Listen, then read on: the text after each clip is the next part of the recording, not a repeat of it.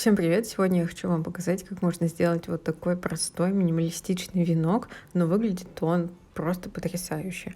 Для этого нам потребуется с вами иметь вот такое колечко. У меня это фанерное колечко диаметром 12 сантиметров, у вас может быть больше или меньше. Также я использую плетеный шнур 4 миллиметра. Он у меня довольно толстый такой. У меня будет два отрезка по 300 сантиметров. Я складываю начало и концы отрезка вместе, чтобы они у меня были, и буду оплетать свое колечко. Как буду оплетать, сейчас вам покажу. Берем один конец с двумя нитями и делаем обычный узелок. Оставьте, пожалуйста, как можно больше отрезки, чтобы были на концах, не коротенькие, а вот подлиннее сантиметров где-нибудь 15 будет достаточно.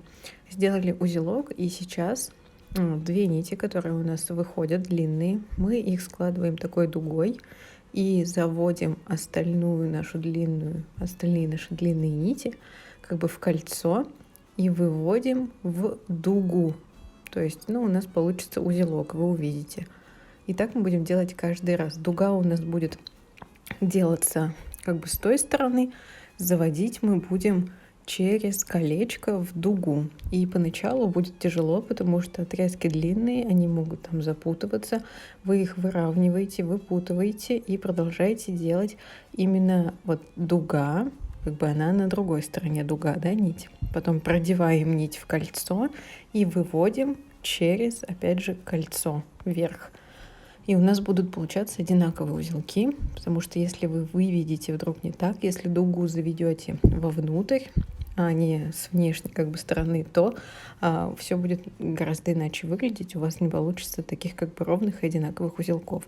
И как я сказала, наберитесь терпения, пока отрезки будут длинные, выравнивайте их хорошенько, вытягивайте, а потом уже будет полегче, когда отрезки станут чуть покороче. Еще подтягивайте узелки поближе друг к другу, потому как 3 метра это будет достаточно. Если у вас будет кольцо большим диаметром, попробуйте отрезать 350 сантиметров, 4 метра. Я думаю, что прям с запасом это будет очень хорошо.